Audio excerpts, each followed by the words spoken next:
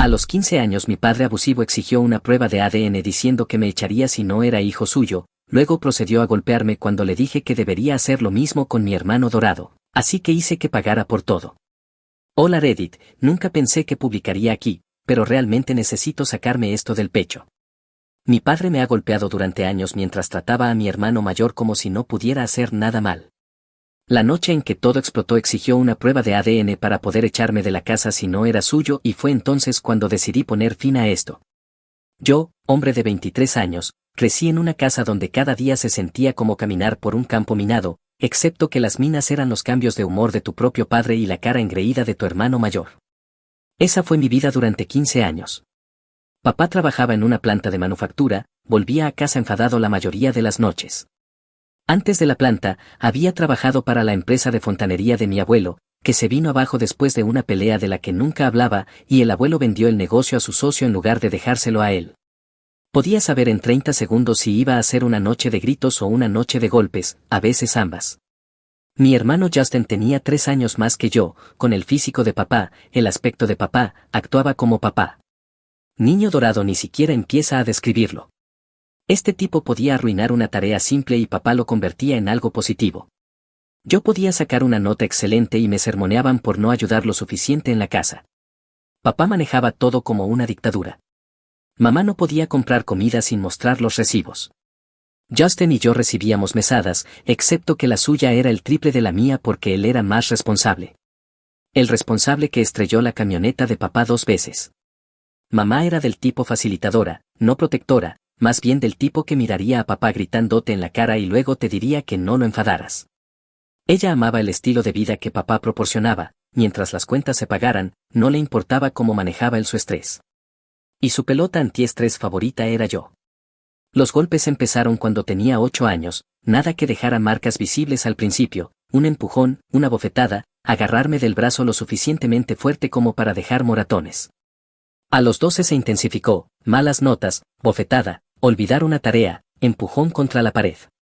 A Justin le parecía hilarante, provocaba cosas solo para verme culpado.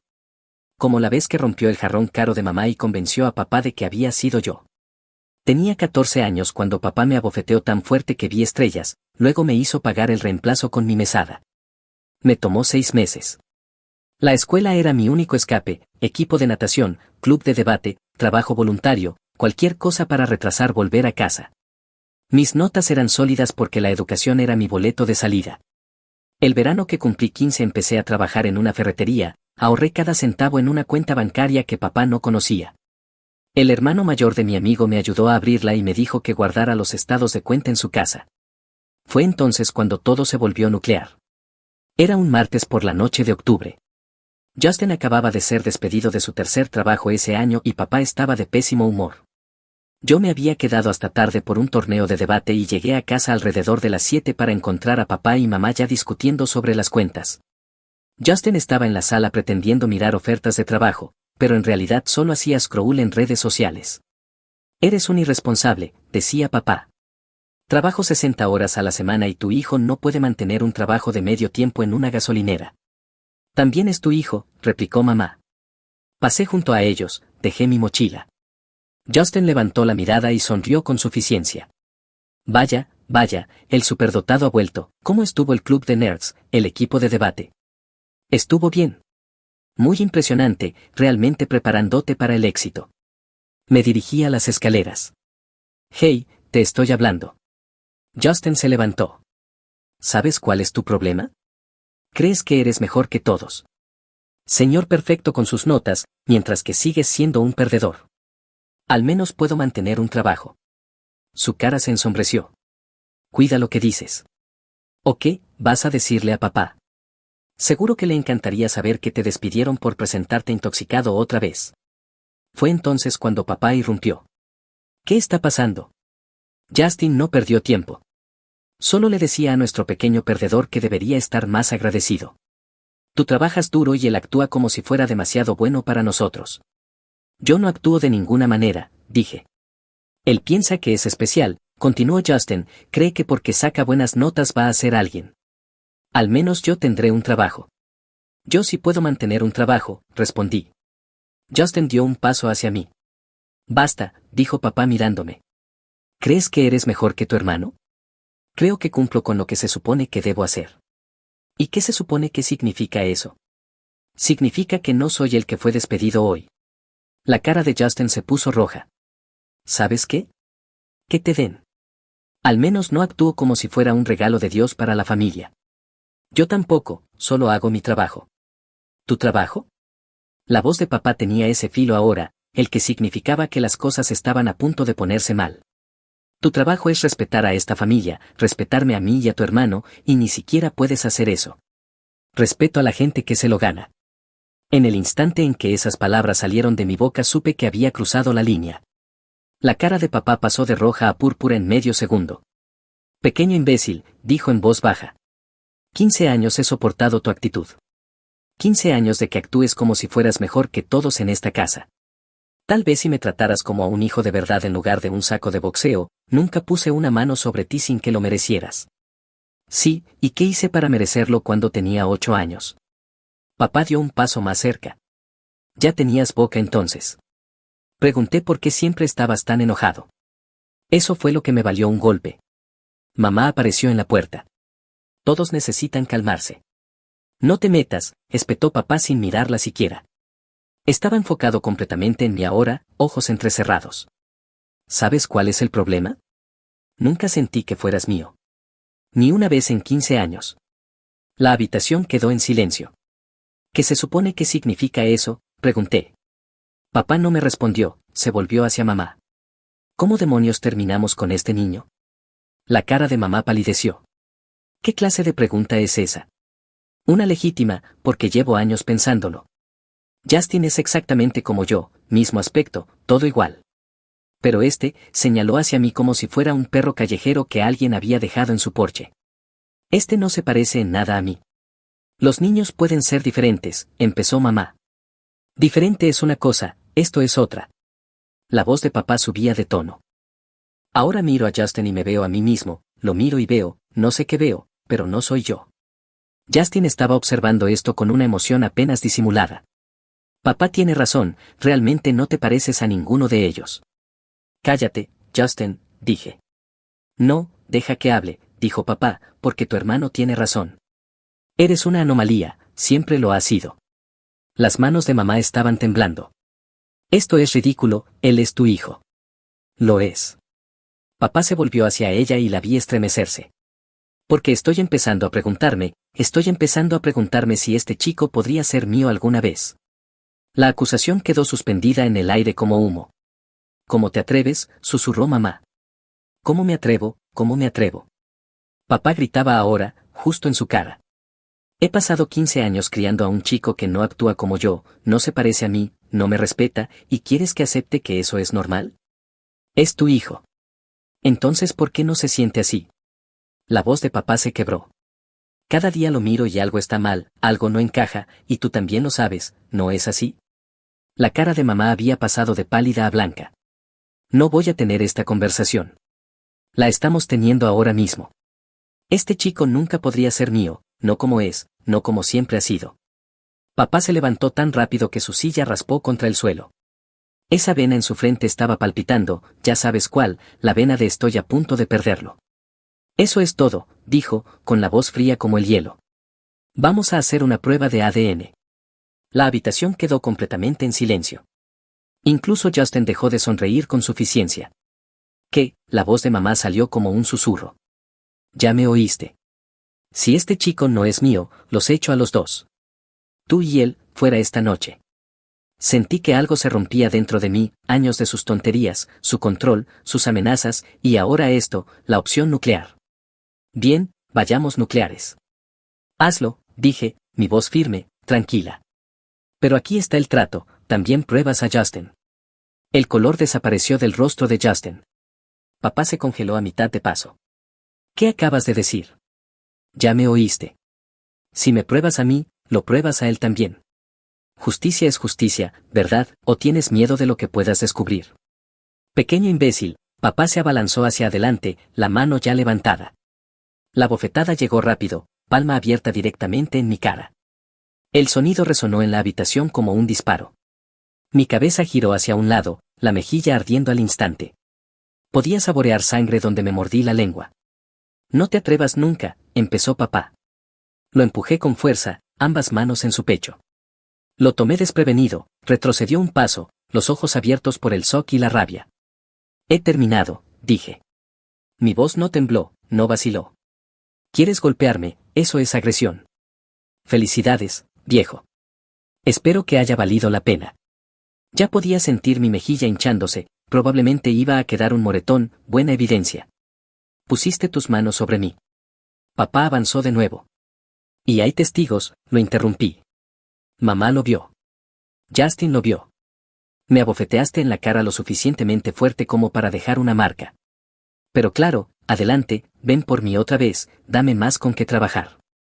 La cara de papá estaba ahora púrpura, las manos cerradas en puños. Por un segundo pensé que realmente lo haría, que lanzaría un golpe de verdad esta vez. Fuera, dijo entre dientes. Fuera de mi casa. Con gusto. Tomé mi mochila del suelo. Pero aún haremos esas pruebas. Los dos. Y cuando lleguen los resultados, te vas a ver realmente estúpido cuando el tuyo salga negativo, cuando el de Justin salga negativo. El mío no saldrá negativo, dijo Justin, pero su voz se quebró. No tienes nada de qué preocuparte, chico de oro. Fuera, rugió papá. Caminé hacia la puerta, no corrí, no me apresuré, simplemente caminé como si tuviera todo el tiempo del mundo. ¿A dónde vas? Mamá finalmente encontró su voz. Parecía asustada. Bien. Debería estarlo. Lejos de aquí. No me llames, no me escribas, no finjas que te importa ahora. No puedes simplemente irte. Obsérvame. Salía la noche de octubre, el aire frío golpeó mi mejilla ardiente como una bofetada propia.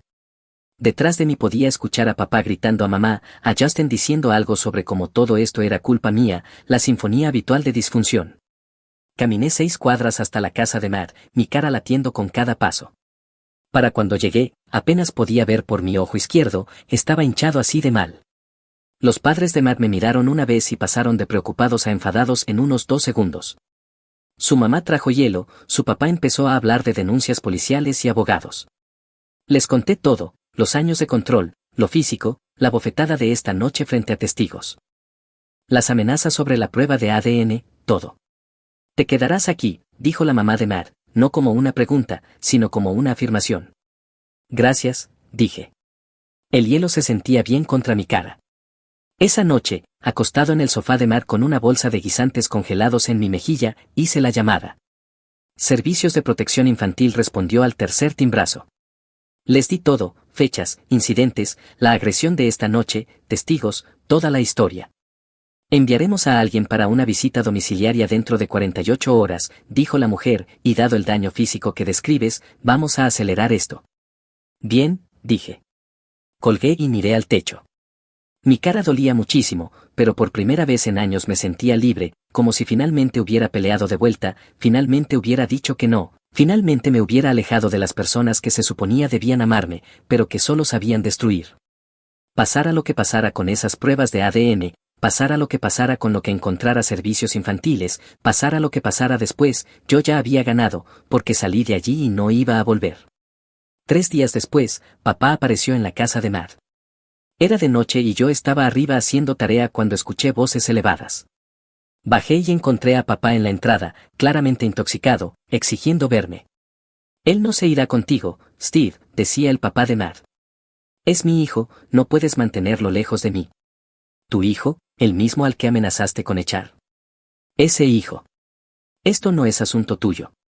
Estás intoxicado en mi pórtico haciendo amenazas. Ahora sí es asunto mío. Me acerqué a la puerta. ¿Qué quieres? Los ojos de papá se enfocaron en mí. Necesitas volver a casa. Necesitamos hablar de esto de la prueba de ADN. Ya hablamos. ¿Pruebas a los dos o a ninguno? Justin no necesita ser probado. Entonces yo tampoco. Pequeño imbécil, papá dio un paso adelante. Steve lo bloqueó. Basta, dijo Steve. Necesitas irte. Haz que me vaya. Steve sacó su teléfono. Voy a llamar a la policía. Tienes 10 segundos. Papá me miró. Cuando esa prueba demuestre que no eres mío, vas a arrepentirte. Ginio. No puedo esperar. Se quedó ahí unos segundos más, tambaleándose, luego dio la vuelta y regresó a su auto. Lo vimos marcharse. ¿Estás bien?, preguntó Steve. Sí, gracias. Si vuelve, llamamos a la policía. Sin discusión. Una semana después, papá regresó, sobrio esta vez, pero igual de agresivo. Empezó a golpear la puerta a las 8 de la noche, gritando mi nombre. Steve llamó a la policía de inmediato. La policía llegó en quizás 5 minutos, encontró a papá en el césped, gritando sobre sus derechos como padre. Salí con Steve, les mostré a los oficiales los moretones en mis brazos del enfrentamiento de 2 semanas antes. Las marcas estaban desapareciendo, pero aún visibles. ¿Él hizo esto?, preguntó un oficial. Sí, hace un par de semanas. Me estampó contra una pared. La cara de papá se puso blanca. Eso no, está mintiendo. También hay un caso abierto con servicios infantiles, añadió Steve. Este chico ha sido abusado por años. Los policías miraron a papá, luego a mí, luego de vuelta a papá. Señor, vamos a necesitar que venga con nosotros. ¿Por qué? Por disciplinar a mi hijo. Por agresión. Vamos. Lo arrestaron ahí mismo, le pusieron las esposas, le leyeron sus derechos, lo metieron en la patrulla. Papá gritaba que todo esto era una tontería, que yo ni siquiera era su verdadero hijo. Mamá llegó justo cuando se llevaban a papá. Salió del auto frenética. ¿Qué pasó? ¿A dónde se lo llevan? A la cárcel, dije. Por golpearme. Su rostro pasó de preocupado a enojado. Llamaste a la policía contra tu propio padre. Él me ha golpeado por años. ¿Sabes lo que esto le hará a él? ¿A su trabajo? ¿A esta familia? Ya no es mi problema. Ella se volvió hacia Steve. Usted permitió que hiciera esto. Lo ayudé a hacerlo. Su esposo llegó intoxicado haciendo amenazas, luego volvió sobrio y consiguió que lo arrestaran. Eso es culpa suya. Mamá me miró como si hubiera destruido su vida. ¿Vas a arreglar esto? ¿Vas a decir que fue un malentendido? No, no lo haré. Es tu padre. Es un abusador. Y tú lo viste durante años. Ella no tuvo respuesta, simplemente volvió a su auto y se fue. La trabajadora del caso llegó al día siguiente. Había oído sobre el arresto y quería mi declaración. Le conté todo. Esto realmente ayuda a documentar el caso, dijo. Evidencia física, participación policial, testigos. Necesitaremos unas semanas más para completar nuestra investigación y organizar una audiencia judicial, pero esto nos da una base sólida. ¿Qué pasa ahora? Tu padre será procesado y acusado. Probablemente pagará fianza, pero solicitaremos una orden de restricción temporal para mantenerlo alejado de ti mientras avanzamos en el sistema. Eso requerirá una fecha de corte en unas 2 semanas. Necesitarás dar una declaración jurada. Si se concede, la haremos permanente después de una audiencia completa. Papá pagó la fianza 3 días después. Costó 15,000. 2 días después de eso, la trabajadora del caso sugirió que revisara todas mis cuentas, estados bancarios, cualquier cosa con mi nombre. El abuso financiero es común en estos casos, dijo. Necesitamos documentarlo todo. Fue entonces cuando lo encontré. Entré a la cuenta de ahorros custodiada que el abuelo había creado para mí, la que mamá administraba como custodio hasta que cumpliera 18 años. El saldo mostraba $147.83. Deberían haber sido más de 12,000. Abrí el historial de transacciones. Una extracción, 18 de octubre. $12,000. Línea de memo, fianza. Mamá había vaciado todo mi fondo universitario y había pedido prestado el resto para sacarlo bajo fianza. Steve me ayudó a presentar un informe sobre el fondo universitario. Como ella era la custodio, técnicamente era legal, pero al quedar claro que no fue para mi beneficio, la trabajadora del caso lo marcó para restitución civil más adelante.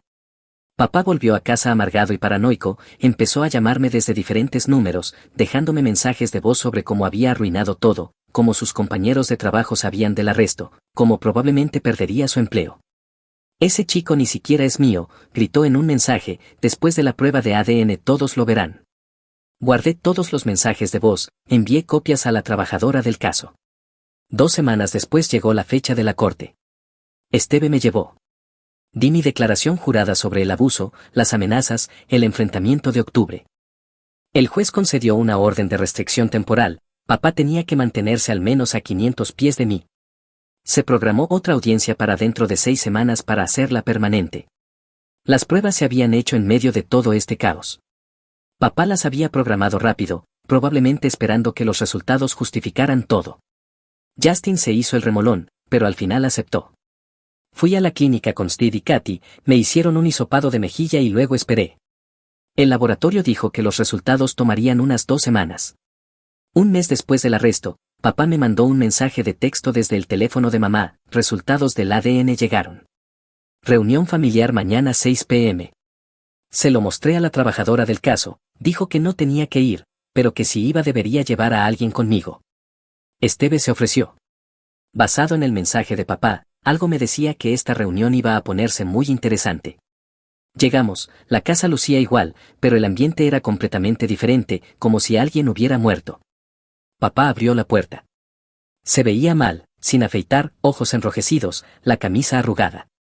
«Trajiste testigo, una póliza de seguro», dijo. «Este es Steve. Se queda». Entramos. Mamá estaba en el sofá, parecía que había llorado durante días. Cuando me vio, su expresión se endureció. «Esto es tu culpa», dijo. «Todo.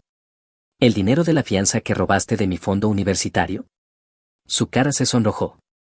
«Ese era dinero de la familia. Ese era dinero del abuelo para mí, y lo usaste para sacar de la cárcel al tipo que fue arrestado por golpearme».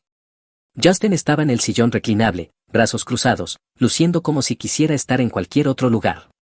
¿Podemos terminar con esto ya? Papá se dejó caer en una silla. «Tengo los resultados». «Sí, yo también». «Eres mío». No deseaba eso. Y Justin no lo es. Justin se estremeció. Mamá hizo un sonido ahogado. «Genial», dije. «¿Y ahora qué?» Papá solo me miró. «¿Qué quieres decir?» «Quiero decir que pasaste semanas listo para echarme porque pensabas que no era tuyo. Te arrestaron por golpearme. Mamá te sacó pagando la fianza con mi dinero universitario. Y todos actuaron como si yo fuera el problema. Ahora ya saben la verdad, así que ¿cuál es el plan?» «Somos una familia», dijo mamá entre lágrimas. «Tenemos que superar esto». Me reí, no pude evitarlo. «Robaste 12,000 de mi fondo universitario para sacar a mi abusador. Literalmente pagaste para liberar al hombre que fue arrestado por golpear a tu hijo, ¿y ahora quieres jugar a la familia feliz?» Estaba tratando de salvar a nuestra familia. Estabas tratando de salvar tu matrimonio. Gran diferencia. Justin se levantó. «Esto es una tontería. No me importa lo que diga una estúpida prueba. Soy su hijo. Crecí aquí». «Qué gracioso», dije. «Cuando pensabas que yo no era su hijo, me llamabas nombres, decías que estaría sin hogar. Ahora que el zapato está en el otro pie, de repente se trata de la familia». No lo decía en serio. «Claro que sí». Papá intervino. «Tenemos que resolver esto». «No», dije. «Tú tienes que resolverlo. Yo tengo donde quedarme, tengo trabajo, la escuela va bien, no necesito este drama». «Tienes 15 años», dijo papá. «¿No puedes simplemente, no puedo qué?» «Tengo documentación de servicios infantiles, reportes policiales, resultados de ADN que prueban que soy tu hijo biológico, evidencia de que usaron mi fondo universitario para pagar la fianza. ¿De verdad quieres presionar esto?» La habitación quedó en silencio. «Aquí está el trato», continué. «Me quedo en casa de Steve. La trabajadora del caso está supervisando todo. Hay una orden de restricción que te mantiene lejos de mí. Si la violas, vuelves a la cárcel. Si intentas forzarme a volver, me aseguraré de que todos sepan qué clase de padre eres». «Estás fanfarroneando», dijo papá, pero su voz vaciló. «Pruébame». Esteve habló, «El chico puede quedarse con nosotros todo el tiempo que necesite». Papá miró a Steve, luego a mí. Podías verlo haciendo las cuentas. Ya enfrentaba cargos de agresión. Servicios infantiles investigaba. Sus compañeros de trabajo sabían del arresto. Todo el vecindario lo había visto esposado. Y ahora todos sabrían que había estado abusando de su único hijo biológico mientras criaba al hijo de otro hombre como si fuera realeza. «Bien», dijo papá al fin. «Quédate donde quieras». Me levanté para irme. Justin siguió en su silla, luciendo como si le hubieran desconectado. Mamá seguía llorando. Papá solo parecía derrotado. En la puerta me volví. Ah, una cosa más, mamá, ¿quién es el verdadero padre de Justin? Su cara se puso blanca. No importa, pero, era un hombre que conocí en el trabajo. Fue un error. ¿Cómo se llamaba? Ella vaciló. Víctor. Murió en un accidente automovilístico hace 9 años. Justin parecía como si le hubieran dado un puñetazo. ¿Lo sabías todo este tiempo? Lo sospechaba, pero no estaba segura hasta ahora. Dios santo, murmuró Justin. Y gastaste todo ese dinero para sacarlo bajo fianza, dinero que ni siquiera era tuyo. Estaba tratando de mantener a esta familia unida robándole a él, al único hijo que en realidad sí es hijo de papá. No te atrevas a juzgarme. ¿Por qué no? Tú lo juzgaste durante 15 años. Nunca había visto a Justin enfrentarse a mamá antes, casi fue satisfactorio. Papá finalmente habló, con la voz fría. Salgan, los dos. Los dos, dijo Justin. Yo vivo aquí. Ya no. Tú no eres mi hijo, eres hijo de un tipo muerto. Ya no voy a pagar nada por ti. La habitación quedó en un silencio nuclear. ¿A dónde se supone que vaya?, preguntó Justin. Arréglatelas. Tienes 18, no es mi problema. Mamá se levantó. No puedes simplemente echarlo. Mírame hacerlo. Pasé 18 años criando al hijo de otro hombre mientras mi hijo real era tratado como basura. Ya terminé. Si él se va, yo me voy, dijo mamá. Bien. Los dos afuera. Los dejé con su apocalipsis familiar. Steve me llevó de vuelta a su casa. No hablamos mucho esa noche. Mamá me llamó 14 veces, no contesté. Dejó mensajes diciendo que yo había destruido a la familia, que todo era mi culpa. Papá no me contactó en absoluto, lo cual de alguna forma era mejor. Dormí mejor esa noche que en muchos años. Los meses siguientes fueron una clase magistral de consecuencias. Papá solicitó el divorcio en 2 semanas. Su abogado fue a muerte total. Los procedimientos del divorcio fueron brutales. Pelearon por todo, la casa, los ahorros, la pensión, los muebles. El abogado de papá usó como armas la aventura de mamá, el robo del dinero de la fianza y 15 años de permitir el abuso. Cada reporte policial, cada visita de servicios infantiles, cada moretón que había documentado, todo salió en la corte. Mamá contrató su propio abogado, intentó argumentar que merecía la mitad de todo, más manutención. Jugó la carta de esposa abusada, habló de sufrir un matrimonio difícil. Después de que salieron los reportes, mamá dejó de parecer una víctima y empezó a parecer alguien que vio todo suceder. El juez no fue compasivo. Mamá perdió la casa, perdió la mayoría de los ahorros. Recibió manutención reducida por 3 años y el juez ordenó un plan de restitución para mi fondo universitario, con embargo salarial compensado contra lo que recibió en el acuerdo. Me estaría pagando de vuelta en cuotas lentas y humillantes. La orden de restricción contra papá se mantuvo. Papá se declaró culpable de un delito menor de violencia doméstica. Recibió 1 año de libertad condicional, multas y clases obligatorias de intervención. La condena quedó en su historial de forma permanente. Cada revisión de antecedentes, cada solicitud de empleo, cada alquiler de departamento, ahí estaría, recordándole lo que había hecho. Justin quedó atrapado en el fuego cruzado. Papá no quiso saber nada de él. No importó que Justin hubiera sido su favorito por 18 años. En el momento en que llegaron los resultados de ADN, Justin se volvió invisible. Mamá intentó unirse a Justin compartiendo el papel de víctimas, pero Justin era lo suficientemente inteligente para ver que ella también había fallado. Se mudó a un departamento barato al otro lado de la ciudad, empezó a trabajar en almacenes, apenas logrando cubrir gastos. Todos esos años siendo el niño dorado y sin ninguna habilidad de vida que mostrar. El primer desalojo llegó a los 6 meses, luego otro, luego otro. El patrón se repitió. Escuché por chismes del pueblo que desarrolló un problema con la bebida. No es sorprendente cuando toda tu identidad está construida sobre ser el favorito de papá y eso te lo arrancan de un día para otro. Tienes que llenar el vacío con algo. Mamá se mudó a un pequeño departamento en el lado malo de la ciudad. Perdió la mayoría de sus bienes en el divorcio. Empezó a decirle a todos que había sobrevivido a un matrimonio abusivo, omitiendo las partes donde me veía ser golpeado y donde robó mi fondo universitario. Su historia funcionaba bien con la gente que no sabía la verdad. Yo fui a la escuela, trabajé en la ferretería, ahorré dinero. La trabajadora del caso revisó mi situación mensualmente por un tiempo, se aseguraba de que estuviera estable. Eventualmente esas llamadas también pararon. Steve y Katy nunca me pidieron renta, nunca me hicieron sentir como una carga. Steve me ayudó a pensar en la universidad, en lo que quería a largo plazo. Katy me enseñó a cocinar de verdad, a lavar ropa correctamente, a manejar un presupuesto, habilidades básicas que mamá nunca se molestó en enseñarme. Steve me ayudó a sacar mi licencia de conducir, me enseñó mantenimiento básico del auto. Compré un sedán usado y barato de un compañero de trabajo por $800. Un pedazo de chatarra, pero funcionaba. Más importante aún, era mío. La escuela mejoró. Me uní al equipo de natación, hice amigos de verdad, empecé a sentirme como un adolescente normal. Mis notas se mantuvieron sólidas. Me sentía más ligero, como si hubiera estado conteniendo la respiración bajo el agua durante 15 años y finalmente hubiera salido a la superficie.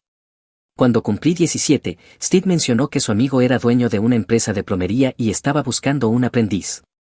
Dijo que pagaba bien y que podía aprender un oficio real. Recordé el negocio de plomería del abuelo, donde papá trabajó pero que nunca pudo poseer. El abuelo lo había vendido a su socio antes de morir, específicamente para que papá no pudiera heredarlo. La ironía no se me escapaba. Tomé el aprendizaje. Resultó que era bueno en eso. El trabajo físico se sentía satisfactorio y me gustaba resolver problemas. Además pagaba mucho mejor que la ferretería, comencé ganando $18 por hora y tomaba horas extras siempre que podía.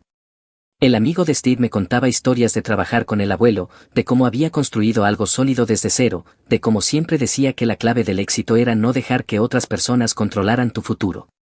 Una tarde, el dueño del negocio y yo estábamos terminando un trabajo residencial, una casa grande, una repipe completa, 3 días de trabajo que te dejaban adolorido. De la nada dijo, tu abuelo no confiaba en tu papá con este lugar. Me detuve. ¿Qué? El negocio. Tu abuelo sabía que tu papá lo arruinaría, por eso me lo vendió a mí en lugar de dejárselo a la familia. ¿Él te dijo eso? No con esas palabras exactas, pero sí, ese era el mensaje. Solía preguntarme por ti, si estabas bien. Le dije que no sabía porque nunca te veía. No estaba contento con eso. ¿Por qué no hizo nada? El dueño guardó sus herramientas, se tomó su tiempo para responder. Creo que intentó ayudar a su manera. Me dijo que si algo le pasaba, debía asegurarme de que tú tuvieras una oportunidad cuando fueras lo suficientemente mayor. Por eso te ofrecí esta plaza de aprendiz. Esto se suponía que sería tuyo algún día, solo que no a través de tu padre. Dejé que eso se asentara. Mi abuelo había construido algo destinado para mí, solo se aseguró de que mi padre no pudiera tocarlo primero. Fue entonces cuando dejé de pensar solo en sobrevivir y empecé a pensar en legado. Entre los 17 y los 23 trabajé duro a tiempo completo, plomería durante el día, cursos de negocios en línea en el colegio comunitario por la noche. Cada centavo que ganaba iba directamente a mis ahorros. Steve y Katy todavía me dejaban vivir sin pagar renta, lo que me permitió guardar dinero más rápido que la mayoría de personas de mi edad. El dueño del negocio me enseñó todo sobre manejar una empresa de plomería, cómo ofrecer presupuestos, manejar clientes, tratar con clientes difíciles. Empecé a asumir más responsabilidades, dirigí trabajos pequeños yo solo, aprendí a pensar 3 pasos adelante. No todo salió bien. Tuvimos un trabajo comercial que salió mal cuando tenía 19, calculé mal los materiales y tuve que asumir pérdidas de $2,000 para solucionarlo. Otra vez tuvimos un invierno lento donde el trabajo se detuvo por 6 semanas y apenas tenía ahorros suficientes para cubrir gastos básicos. Esos fracasos me enseñaron más que los éxitos. Justin enviaba mensajes cada pocos meses pidiendo dinero. Mamá enviaba culpa. Papá enviaba exigencias. Bloqueé a todos antes de cumplir 20. Para ese entonces tenía $22,000 ahorrados. Steve me ayudó a hacer un plan de negocios adecuado, proyectamos costos, ingresos, potencial de crecimiento. Los números funcionaban. Apretados, pero funcionaban. Cumplí 21 años y obtuve mi licencia de plomería. El dueño me ofreció hacerme socio junior, pero yo tenía otros planes. Le dije que algún día quería abrir mi propia compañía, que no quería competir con él. Lo entendió. Tu abuelo estaría orgulloso de ti, chico. Empecé a salir con Katy por esa época. Venía de una familia normal. En mi primera cena en su casa, esperaba que alguien gritara. Nadie lo hizo. Desconcertante. Cuando cumplí 22, el dueño me dio la noticia. Se retiraba. Quería vender el negocio. Me ofreció un trato justo. Podía comprar su lista de clientes, la camioneta y el equipo, y fusionarlo con la pequeña operación que había estado construyendo por mi cuenta. Eso me convertiría en una de las compañías de plomería más grandes del área. Lo compré. Usé la mayoría de mis ahorros, $38,000, y tomé un pequeño préstamo comercial para el resto. A los 22 ya estaba manejando una operación legítima. No un imperio masivo, pero sí algo sólido. Empleados que ganaban salarios decentes, clientes que confiaban en mí, una reputación que yo mismo había construido. Esteve y Katy estaban orgullosos, decían que había construido algo real. Entonces me mudé. Conseguí mi propio departamento, pequeño, nada lujoso, pero era mío. A los 23 mi compañía estaba generando buen dinero, no 6 cifras aún, pero cerca. Compré una casa pequeña, nada enorme, una casa de inicio en un área económica con una hipoteca que podía pagar. Pero era mía. La vida era estable. Katie y yo hablábamos de comprometernos. El trabajo era ocupado pero manejable. Tenía empleados que me respetaban, clientes que me llamaban primero cuando algo se rompía. Todo lo que mi padre dijo que nunca lograría, lo había logrado por mis propios medios. Entonces papá apareció. Estaba revisando facturas cuando mi ayudante tocó la puerta de la oficina. Algún tipo mayor quiere verte, dice que es tu padre. Casi le dije que lo mandara lejos, pero la curiosidad ganó. Déjalo pasar. Papá entró luciendo mal, cabello gris, arrugas, más delgado de lo que recordaba. Había envejecido mal desde el divorcio. Sus ojos recorrieron la oficina, las fotos de empleados en la pared, la licencia del negocio enmarcada, mi camioneta visible por la ventana. Bonito lugar, dijo con la voz tensa. Gracias. Lo lograste. Trabajé para eso. Se sentó frente a mi escritorio sin ser invitado, un gesto clásico suyo. Quería hablar contigo sobre todo esto. Está bien. Cometí errores, muchos errores. Fui un mal padre, lo sé ahora. Bien por ti. Estoy intentando disculparme. Yo no pedí una disculpa. Él se veía frustrado. Entonces, ¿qué quieres de mí? Nada. No quiero nada de ti. Soy tu padre. Biológicamente sí, pero nada más. Pasaste 15 años tratándome como basura, golpeándome, insultándome, amenazándome con echarme, fuiste arrestado por eso. Y la única razón por la que ahora te importa es porque Justin resultó no ser tuyo. Eso no es verdad. Sí lo es. Si los resultados hubieran sido al revés, yo estaría sin hogar y seguirías tratando a Justin como un príncipe. La cara de papá se enrojeció, la vieja ira asomando. Te di un techo, comida, ropa. Eso es el mínimo legal. ¿Quieres una medalla por no cometer negligencia criminal? Estoy aquí intentando enmendar las cosas. Estás aquí porque tu vida es un desastre y crees que te debo algo. Y no te debo nada. El silencio se extendió entre nosotros. Mi historial lo hace todo difícil, dijo al fin. No puedo conseguir buen trabajo ni alquilar en lugares decentes. Necesito $5,000 para volver a ponerme de pie. O podrías confirmar un contrato de renta. Me recosté en mi silla, dejé que el momento respirara, vi cómo aparecía esperanza en su rostro. No. La esperanza murió. Estoy pidiendo una oportunidad. Y yo digo que no. Tuviste 18 años para ser un padre. Elegiste la violencia. Eso es tuyo. Vas a arrepentirte. No, no voy a hacerlo. Tú vas a arrepentirte. Abusaste de tu único hijo biológico y criaste al hijo de otro hombre como si fuera realeza. Mamá me robó para salvarte. Ahora estás arruinado, ella está arruinada y yo soy el único que salió adelante. Eso no es mi culpa, es tuya. Cuando tenga hijos algún día, entenderé algo. Entenderé que no debo golpearlos. Entenderé que no debo tener favoritos. Tú me enseñaste exactamente qué no hacer. Papá parecía querer decir algo más, pero no lo hizo. Solo se levantó y se fue. Una hora después mamá llamó. Dejé que se fuera al buzón de voz. Dejó un mensaje largo sobre cómo estaba abandonando a mi familia, cómo era cruel y sin corazón, cómo ella había sacrificado todo por mí. Lo borré. Esa tarde, Steve pasó por mi casa, había oído sobre la visita de papá. Comunidad pequeña, las noticias corren. ¿Estás bien?, preguntó Steve mientras tomábamos cerveza en mi patio trasero. Sí, estoy bien. ¿Nada de culpa? Nada. ¿Eso es malo? No. Estableciste límites. Eso es sano. Nos quedamos en silencio cómodo. 3 días después, Justin apareció en mi oficina. Estaba terminando papeleo cuando mi ayudante tocó. Tu hermano está aquí. Justin entró luciendo peor que papá, más delgado, más viejo, desesperado. Le temblaban las manos. Necesito $15,000, dijo sin sentarse. ¿Para qué? Fianza. Me metí en una pelea la semana pasada. El tipo puso cargos, agresión y lesiones. Si no puedo pagar la fianza antes de la audiencia, voy a la cárcel, cárcel de verdad, no solo condado. Eso es terrible. Hablo en serio. Mi audiencia es en 2 días. Si no pago, estoy en problemas. Suena como que tomaste malas decisiones.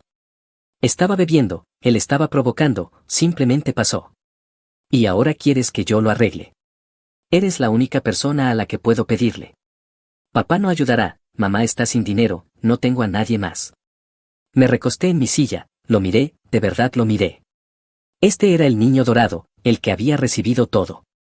Ahora estaba en mi oficina suplicando. No. Vamos, hombre. Dije que no. Te pagaré, lo juro. No lo harás, porque nunca has pagado nada en tu vida y no voy a empezar tu cuenta ahora. Su cara se puso roja. Somos hermanos. Somos medio hermanos en el mejor de los casos. Y nunca me trataste como familia cuando importaba. ¿Por qué debería empezar ahora? Porque estoy pidiendo ayuda. ¿Quieres decir suplicando? Hay diferencia. ¿De verdad vas a dejar que vaya a la cárcel?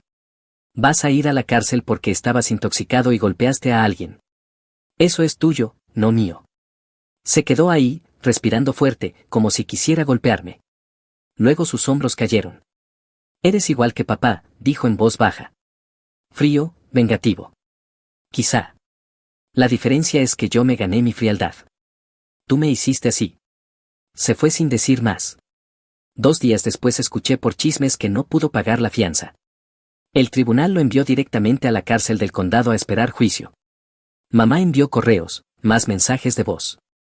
Intentó cada ángulo, culpa, obligación familiar, ¿qué pensaría el abuelo? Bloqueé su número. Mi empresa siguió creciendo.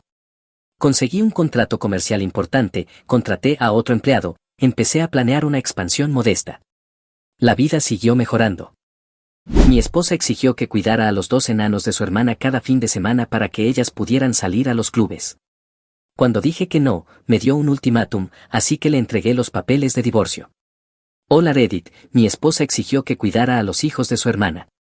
Lo hice 2 veces y ambas fueron un desastre. Le dije que no iba a pasar otra vez. Ella perdió la cabeza, me llamó inútil en mi propia casa y me dio un ultimátum, así que 2 días después le entregué los papeles de divorcio.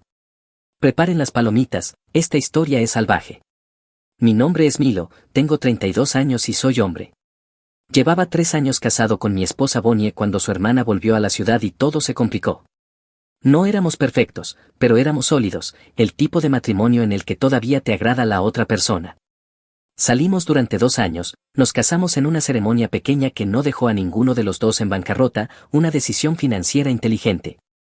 Trabajo en gestión de cadena de suministro para una empresa de distribución de tamaño medio y gano alrededor de $78,000 al año.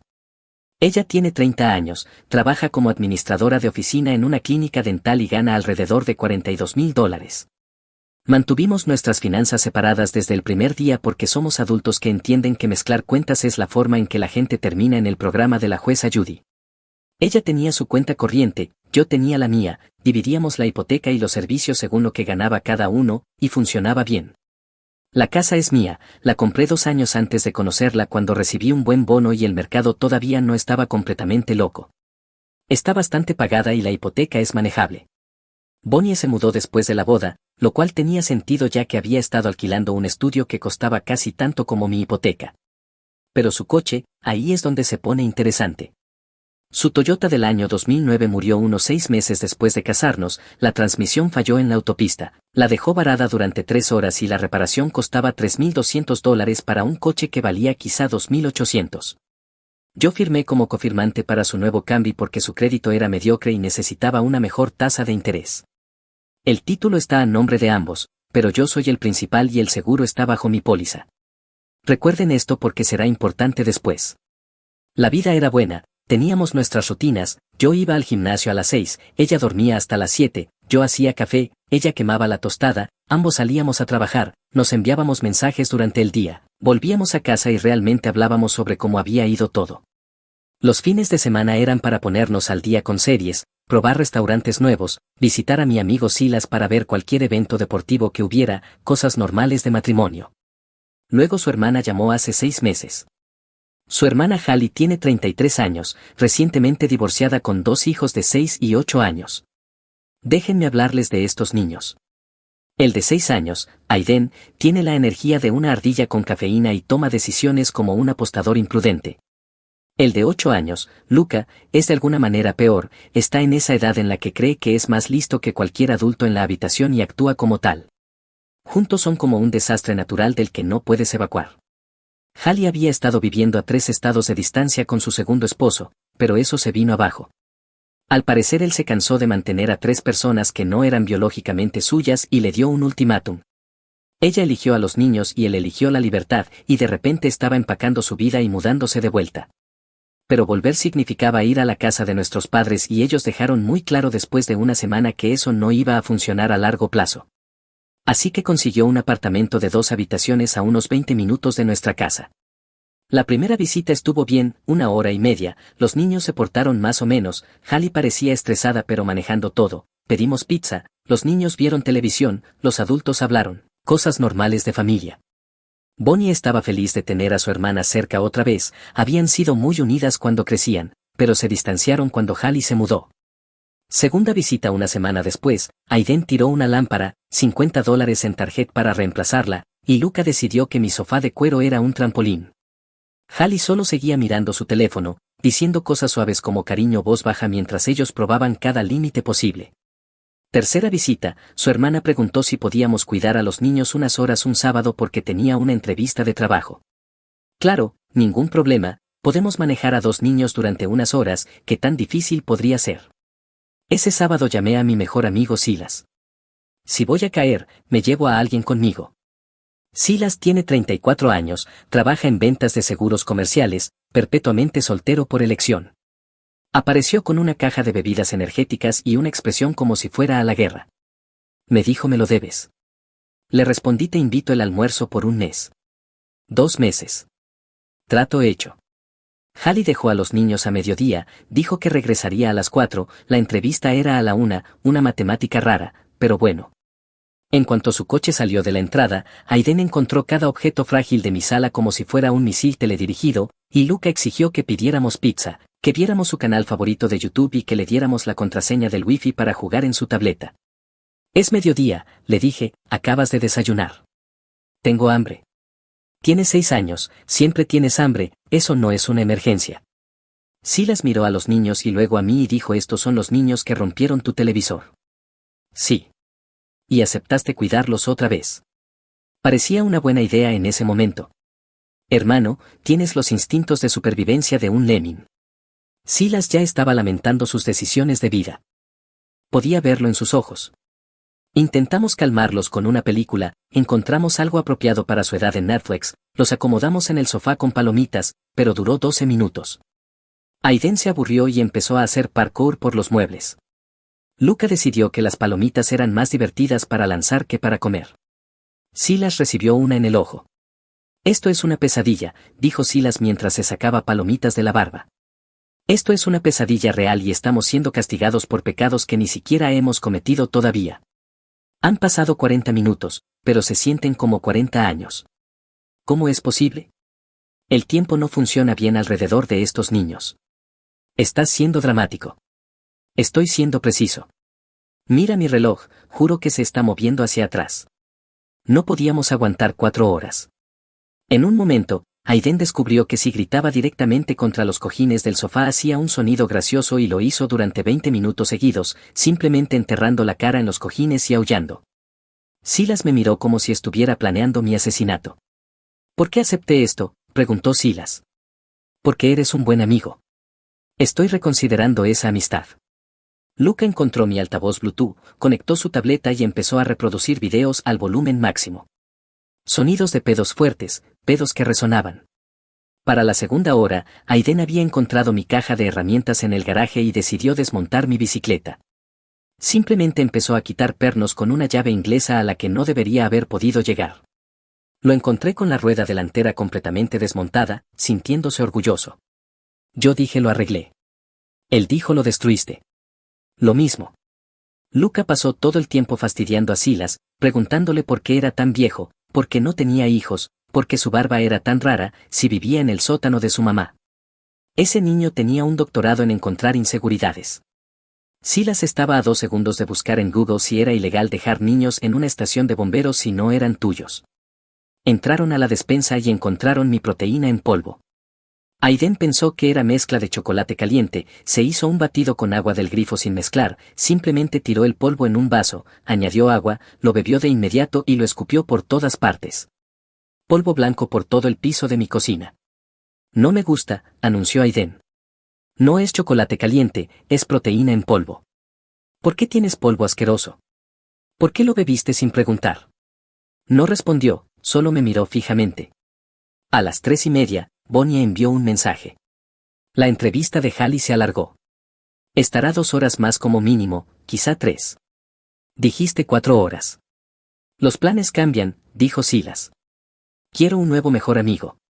Pedimos pizza por desesperación, pensamos que la comida los calmaría. Incorrecto. Aiden comió 2 bocados y dijo que era asquerosa. Luca comió 4 porciones y luego anunció que era intolerante a la lactosa y que le dolía el estómago. No era intolerante a la lactosa. Cerca de las 5, Aiden encontró marcadores permanentes en mi cajón de oficina y dibujó sobre sí mismo, cara, brazos, estómago, parecía un pequeño prisionero tatuado. Silas empezó a reír tan fuerte que no podía respirar. Tomé fotos por si necesitaba pruebas después. A tu hermana le va a encantar esto, le envié mensaje a Bonnie. Su respuesta fue: o no. Muy útil. Luego Luca descubrió que mi caja de herramientas seguía accesible e intentó arreglar la puerta del gabinete de la cocina. Desatornilló 3 bisagras antes de que lo detuviera. La puerta cayó completamente al piso. Él me miró como si fuera mi culpa. De alguna manera estaba ayudando, dijo. La destruiste. Ya estaba rota. No estaba rota hasta que la tocaste. No respondió, simplemente se fue. Silas estaba sentado en el piso en ese momento, derrotado. Esto es formación de carácter, murmuró. Esto me está haciendo más fuerte como persona. No suenas convencido. No lo estoy. Finalmente se fueron a las 6:30, 6 horas y media. Hallie llegó luciendo renovada, como si hubiera estado en un spa, con el cabello arreglado, maquillaje perfecto, ropa nueva. Dijo que la entrevista fue excelente, que muchas gracias, que éramos unos salvadores. Los niños habían destruido mi sala, desmontado mi bicicleta y traumatizado a Silas. Después de que se fueron, Silas me miró y dijo: nunca más. De acuerdo. Hablo en serio. Podrías estar en llamas y esos niños ser los únicos con agua y aún así no lo haría otra vez. Anotado. Necesito comida, varias hamburguesas y posiblemente terapia. Bonnie pensó que era tierno que yo ayudara. Dijo que Hallie lo apreciaba mucho. Le dije que era cosa de una sola vez. Ella dijo que por supuesto, que no lo pediría otra vez a menos que fuera una emergencia. 2 semanas después, otra emergencia. Hallie llamó un jueves por la noche. Tenía una cita, la primera desde el divorcio, realmente la necesitaba. Que si podíamos cuidar a los niños el sábado solo unas horas. Que se lo merecía, que había pasado por mucho. Bonnie me puso ojos de cachorro. Vamos, solo una vez más. Contra mi buen juicio acepté. Llamé a Silas. Ni de broma. Vamos hombre, necesito refuerzos, dije. Nunca más. Lo digo en serio. Lo tengo tatuado en el pecho ahora, nunca cuidar niños otra vez. No tienes ningún tatuaje. Me haré uno justo después de esta llamada. Te invito al almuerzo durante 3 meses. 4 meses y pagas mi terapia. Trato hecho. El sábado llegó como una fecha de ejecución. Silas apareció como si se hubiera preparado para combate, trajo su Nintendo Switch, pensó que podría sobornarlos con videojuegos. Inteligente. Hallie los dejó a las 2, dijo que volvería a las 6, a más tardar a las 7. Está mintiendo, dijo Silas en cuanto salió. Y los dos lo sabemos. Tenía razón. Luca exigió inmediatamente la Switch de Silas. Silas dijo no, es mía. Luca se tiró al piso y empezó a gritar, no llorar, gritar. Aiden vio esto y decidió unirse en solidaridad. Dos niños gritando sin motivo más que porque podían. Mis vecinos seguramente llamaron a la policía, estoy seguro. Los calmamos ofreciéndoles bocadillos. Les dimos galletas de fruta y cajitas de jugo, intentamos ser responsables con ello. Comieron durante 10 minutos y luego Aiden anunció que necesitaba usar el baño. Lo llevé arriba, se encerró y se negó a salir, empezó a cantar a todo pulmón, solo sonidos sin sentido durante 20 minutos. Mientras tanto, Luca encontró un marcador Sharpie. No me preguntes de dónde lo sacó, no me preguntes cómo lo encontró, los niños tienen un sexto sentido para las cosas prohibidas. Decoró mi mesa del comedor, dibujó lo que creo que se suponía era un dinosaurio, pero parecía un demonio teniendo una crisis existencial. Silas intentó limpiarlo con un compuesto para pulir y lo empeoró, ahora hay una mancha gris en toda la superficie que parece que alguien murió ahí. Me voy a Canadá, dijo Silas mirando la mesa arruinada. Aiden finalmente salió del baño, anunció que estaba aburrido y empezó a abrir cada gabinete, cada cajón, cada armario de mi casa. Encontró mi álbum de fotos de boda, lo llevó afuera y lo dejó en la entrada bajo la lluvia que empezó 10 minutos después. Mis fotos de boda empapadas. Silas me miró y dijo eso es una señal hermano, cuando un niño de 6 años arruina tus fotos de boda el universo te está gritando. Cerca de las 4 de la tarde intentamos poner otra película, duraron 7 minutos. Esta vez fue de alguna manera peor que la primera vez que cuidamos a los niños. Aiden empezó a llorar porque extrañaba a su mamá. Luca le dijo que se callara. Aiden lo golpeó. Luca le devolvió el golpe más fuerte. Ahora están luchando, pelea estilo WWE en mi sala. Los separamos, pusimos a uno en la sala y a otro en la cocina.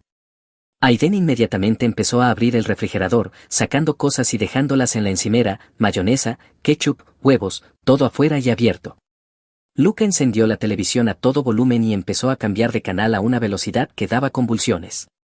Estamos en una pesadilla, dijo Silas. Esta es una pesadilla real. Ya lo establecimos. A las 5 de la tarde Luca anunció que tenía hambre otra vez. Le dimos de comer hace una hora. Le hice un sándwich, dio un mordisco, dijo que estaba asqueroso y lo lanzó a la pared. Mantequilla de maní y mermelada por todas partes.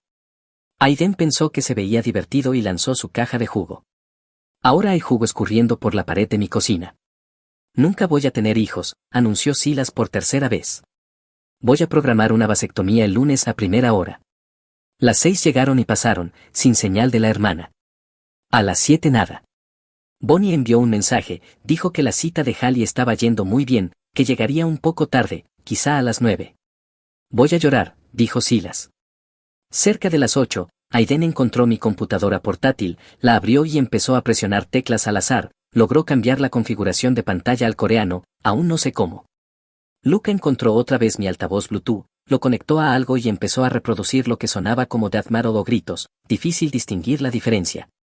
Para las 9 de la noche mi casa parecía una escena del crimen, comida por todas partes, juguetes tirados, muebles movidos, manchas misteriosas que no podía identificar.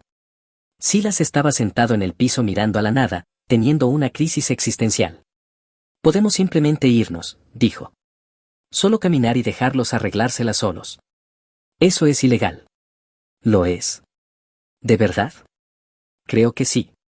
Abandonar menores está mal visto. Todo lo divertido es ilegal. Hallie finalmente apareció a las 9:47, casi las 10, radiante como si hubiera tenido la mejor noche de su vida. Dijo que la cita fue increíble, que cree que él podría ser el indicado después de 3 semanas de conocerlo.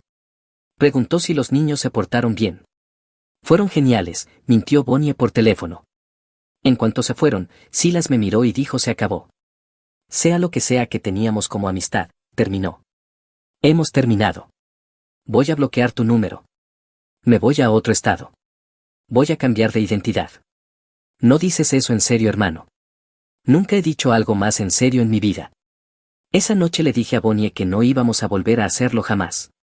No me importa si es una emergencia, no me importa si el apartamento de su hermana se incendia y necesita un lugar donde dejar a los niños mientras lucha contra las llamas, no lo haré.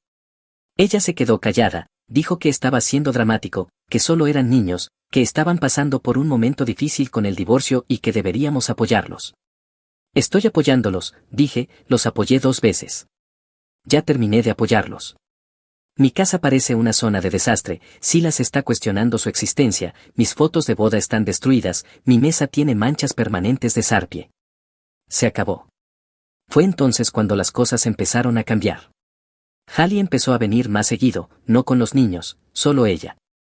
Ella y Bonnie se sentaban en nuestra sala durante horas hablando sobre empoderamiento e independencia y vivir sus mejores vidas, lo que sea que eso signifique.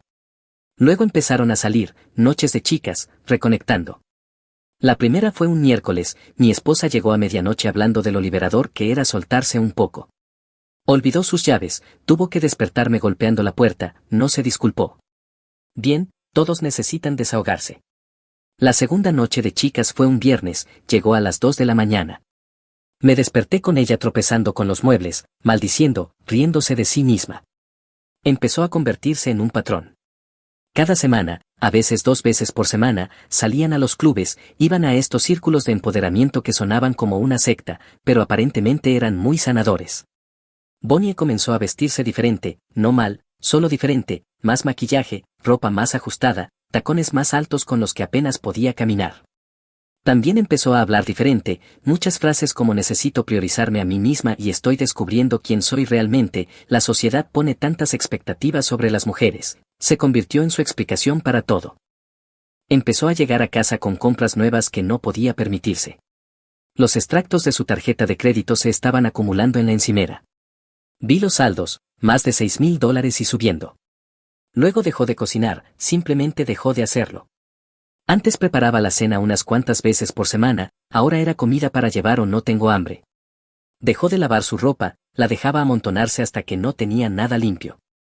Yo no iba a hacerlo por ella, somos adultos, resuélvelo. Seguro, está bien, haz lo que quieras. Entonces llegó la petición. Hallie necesitaba ayuda con los niños otra vez.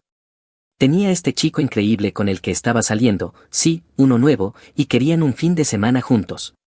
Que si podíamos cuidar a los niños solo sábado y domingo, ¿qué nos pagaría? No. ¿Qué?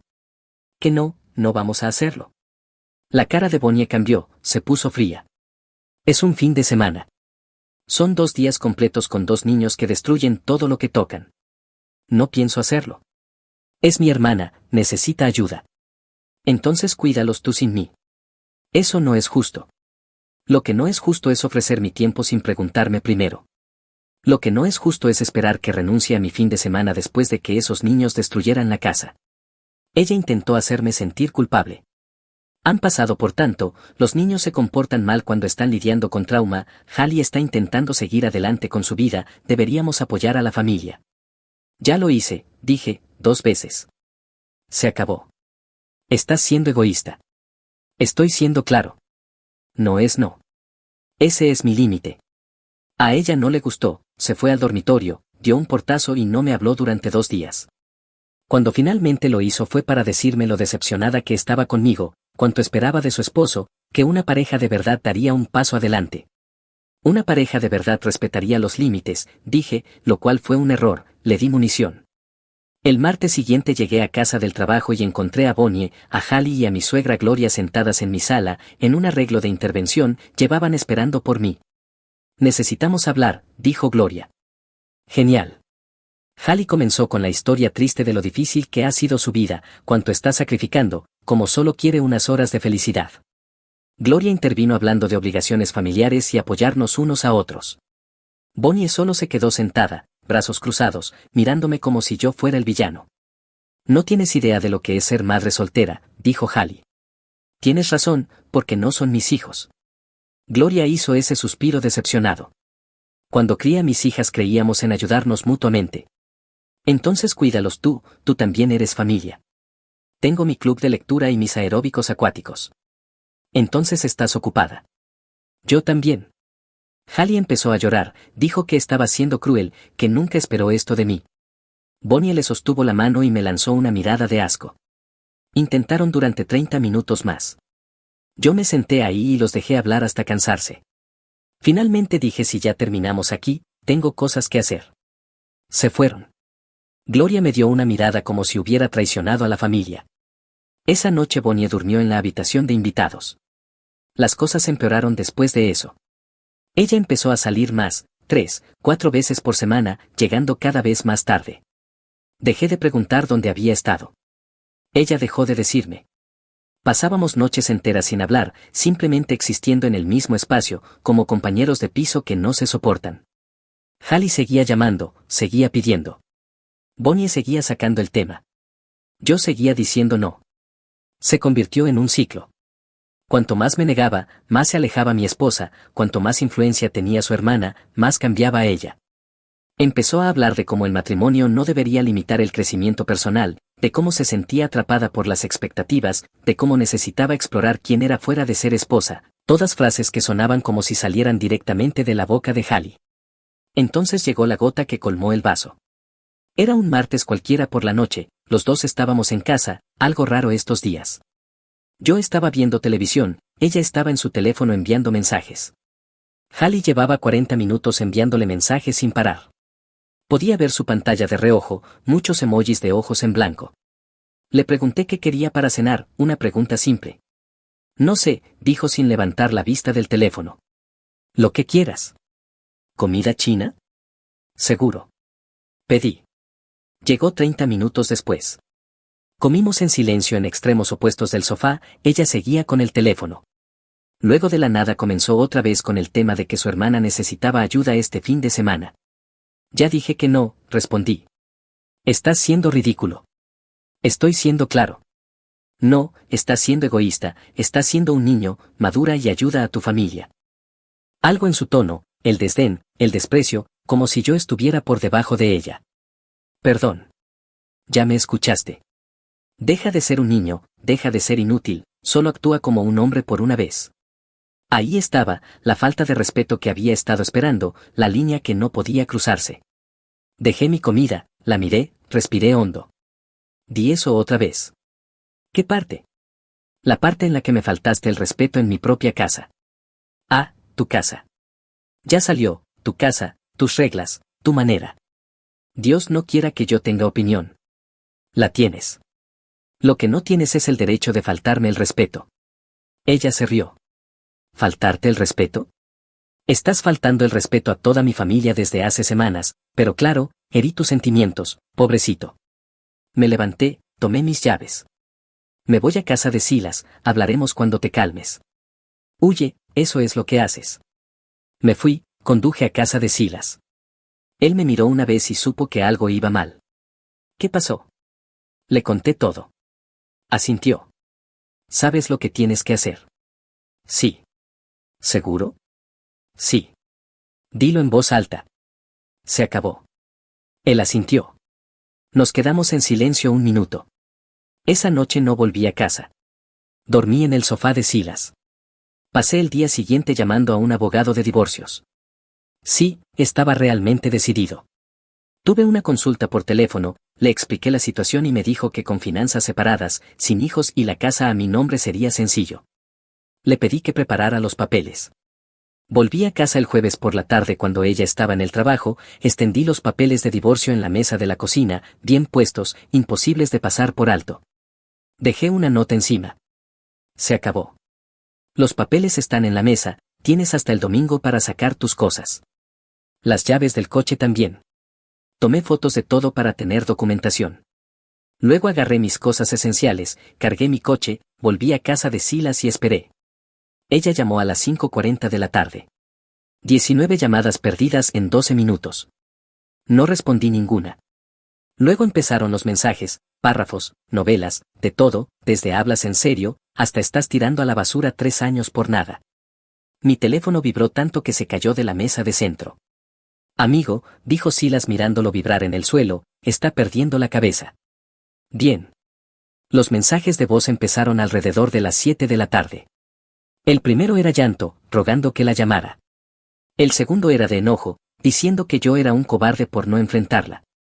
El tercero era Hallie de fondo diciéndole qué decir. Lo escuché clarito. Dile que está cometiendo un error, dile que irás a terapia de pareja. No respondía nada.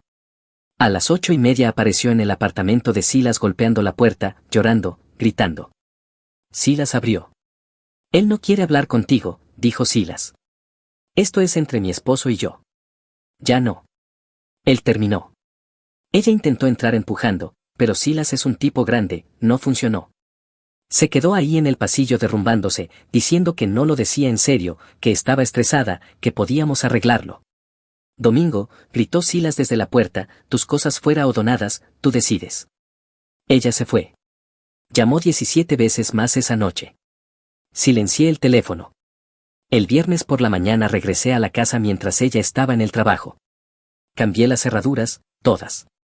Luego empaqué sus cosas, todo lo que pude encontrar, ropa, zapatos, maquillaje, artículos de aseo, ese estúpido cartel decorativo que insistió en colgar en la cocina que decía Vive, ríe, ama. Lo encontré atrás de la despensa donde lo había escondido hace 6 meses. A la caja que se fue. 23 cajas en total. Etiqueté cada una. Encontré cosas que me molestaron, 3 paquetes de Amazon que yo había pagado, cajas de suscripción cargadas a mi tarjeta de crédito, su perfil de Netflix había sido actualizado a Premium en mi cuenta sin pedir permiso. Pequeñas cosas que se acumularon, pequeñas cosas que mostraban lo unilateral que había sido todo. El sábado apareció Hallie, sin los niños, solo ella, empezó a golpear mi puerta. No abrí. Se quedó afuera gritando 15 minutos, amenazó con llamar a la policía. Le grité que estaba invadiendo propiedad privada y que ya había llamado yo. Se fue. El domingo por la tarde llegaron juntas, Bonnie, Hallie y Gloria, triple amenaza.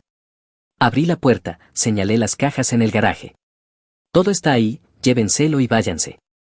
Hallie empezó de inmediato. Eres patético, mi hermana merece algo mejor.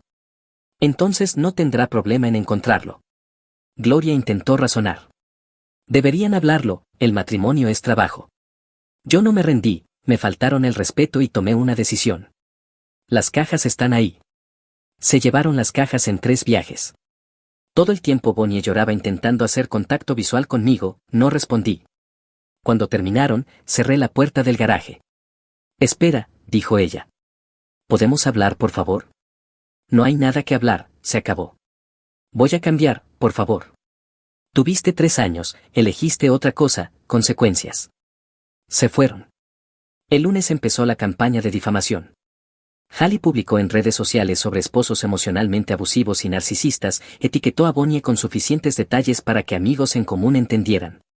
Recibí mensajes en 1 hora, gente tomando partido sin saber la historia completa.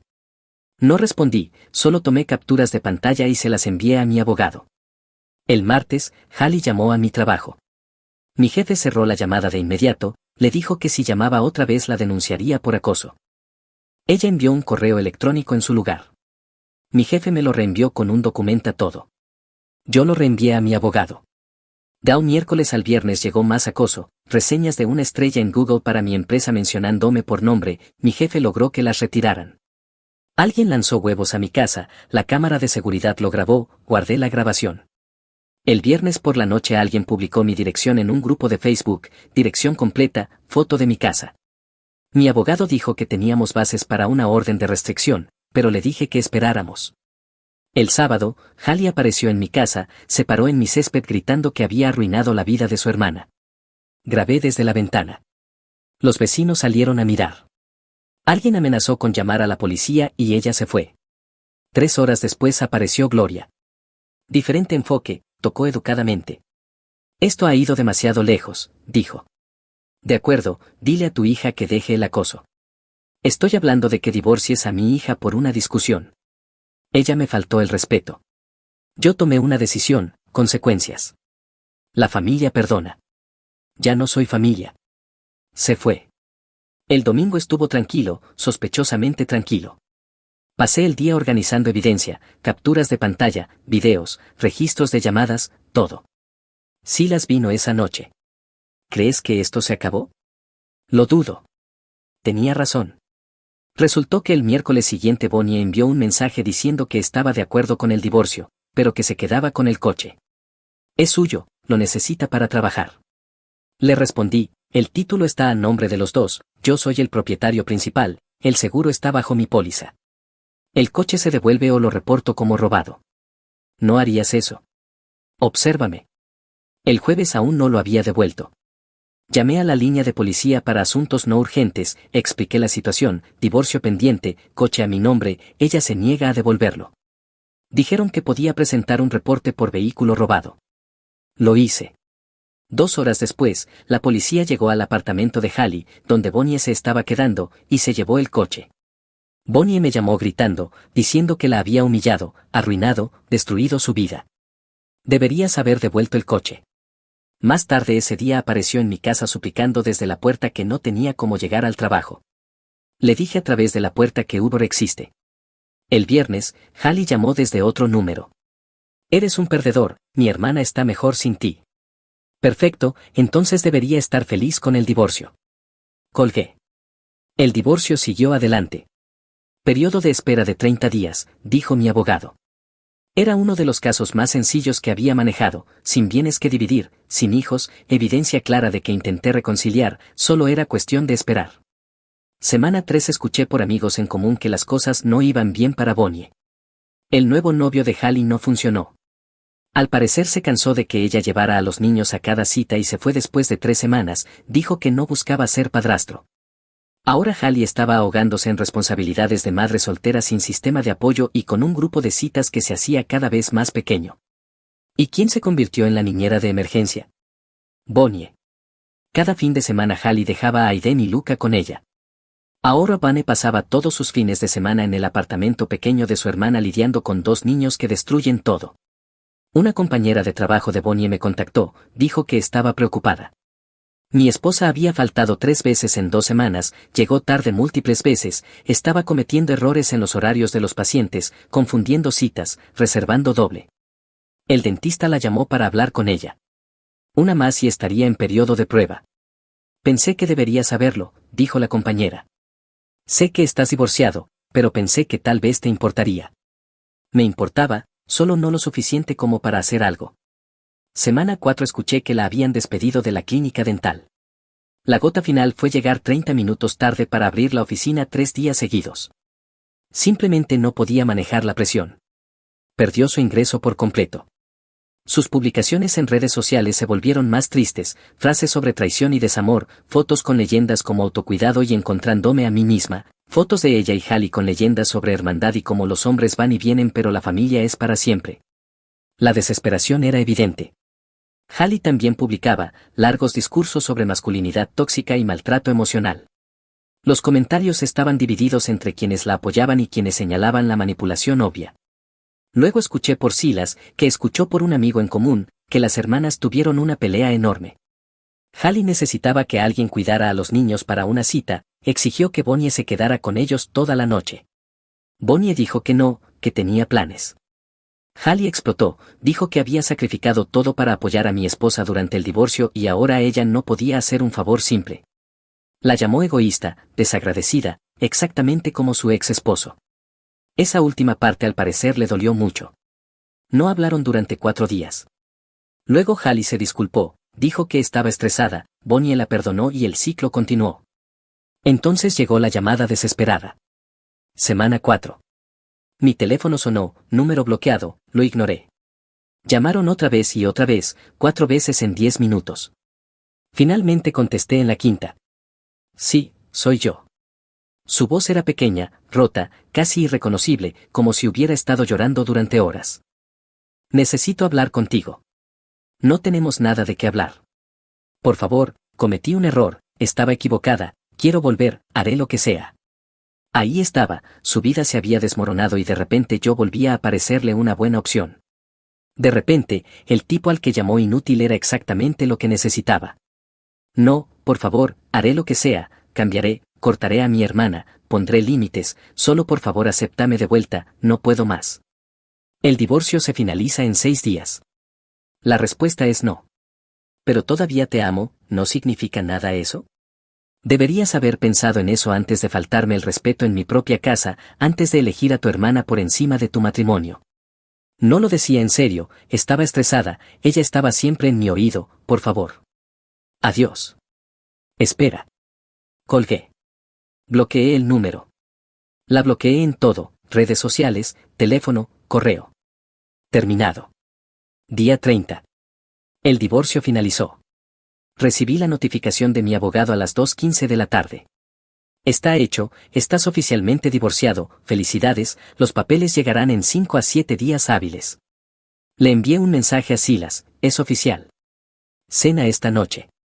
Definitivamente. Esa noche fuimos a nuestro restaurante habitual, pedimos varias rondas de comida, celebramos la libertad. Después de eso, la vida siguió. Seguí trabajando, seguí yendo al gimnasio, seguí pasando tiempo con Silas, empecé a dormir mejor, comer mejor. La casa se sentía más grande sin sus cosas, más silenciosa, en paz. Reorganicé el garaje, finalmente terminé ese proyecto que había estado posponiendo, construí estantes, ordené todo. Se sintió bien. Empecé a tener citas otra vez, nada serio, solo probando el ambiente. Salí con algunas personas interesantes, sin presión, sin drama, solo conversaciones casuales con adultos que respetan los límites. 6 semanas después del divorcio, un sábado cualquiera, Silas vino a ver el partido. Pedimos alitas, nos acomodamos.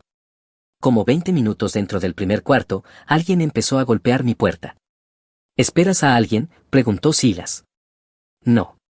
Los golpes continuaron, luego el timbre, luego ambos a la vez, como si alguien quisiera derribarla. Silas miró por la mirilla. Es tu ex y parece fuera de sí. No abras, hermano. No se irá, tiene esa mirada de loca. Más golpes. Ahora estaba gritando. Sé que estás ahí, tu coche está en la entrada, abre la puerta. Silas me miró. ¿Quieres que lo maneje yo? Lo manejamos los dos. Abrimos la puerta. Ella era un desastre, cabello despeinado, maquillaje corrido, llevaba pantalones de chándal y una sudadera manchada. Sus ojos estaban rojos e hinchados, había estado llorando mucho tiempo. Necesitamos hablar, dijo. No. Por favor, Milo, solo 5 minutos, 2 minutos. Empezó a llorar de inmediato, derrumbe total. Dijo que había cometido un error enorme, que Hallie le había envenenado la mente, que se dio cuenta demasiado tarde de que yo era lo mejor de su vida. La dejé desahogarse. Se acabó el tiempo. Te lo ruego, haré lo que sea, solo acéptame, por favor. No. ¿Por qué no? Éramos buenos juntos, éramos felices. Silas dio un paso adelante. Mira, sin ofender, pero tuviste tu oportunidad. Tuviste 3 años con un buen tipo que te trató bien y lo tiraste todo porque tu hermana te convenció de que él no era suficiente. Y ahora estás aquí suplicando porque tu vida se derrumbó y te diste cuenta demasiado tarde de que cometiste un error. Esto es entre mi esposo y yo. Ex esposo, corrigió Silas, énfasis en ex. Y honestamente, tienes mucha cara viniendo aquí después de todo. Luego Hallie tiene el descaro de llamarlo perdedor mientras su propia vida es un incendio de basura. Irónico. Mi hermana me estaba protegiendo. Tu hermana te estaba arrastrando a su nivel, dijo Silas. La miseria ama la compañía. Ella está 2 veces divorciada, ahogándose en caos de madre soltera, saliendo con tipos que huyen en cuanto se dan cuenta de que trae demasiado equipaje. En vez de lidiar con su desastre, te convenció de que destruyeras tu vida también, y tú caíste. Silas tomó una botella de agua, bebió justo ahí en la puerta mientras ella lloraba en mi porche. Esto es increíble, dijo ella. 3 años de matrimonio y esto es lo que obtengo. Has, me miró. ¿Realmente has seguido adelante? Sí. No te creo. No respondí, solo la miré. Se quedó allí un minuto más llorando, esperando que se diera. No lo hice. Finalmente se dio la vuelta y regresó a su coche, un sedán golpeado que no reconocí, probablemente un alquiler. Se quedó allí un minuto con la cabeza sobre el volante y luego se fue. Silas cerró la puerta. Silencio. Luego Silas se tiró un pedo y silbó al mismo tiempo. No me preguntes, hermano. Fue brutal. Tenía que serlo. Volvimos al sofá, vimos el resto del partido, reímos, hablamos de cosas normales, el trabajo, el gimnasio, la última cita de Silas que salió mal porque la chica llevó a su ex a cenar como amigo. Cosas de la vida. Más tarde esa noche, después de que Silas se fue, me senté en mi sofá, en mi casa silenciosa, sin drama, sin manipulaciones, sin exigencias, solo paz. Puse algo de música, miré alrededor de mi espacio, mi hogar, mi vida, todo en orden, exactamente como lo quería. 3 años de matrimonio desaparecidos, 6 meses de caos, todo por un comentario irrespetuoso. Eso fue todo lo que tomó. Valió la pena.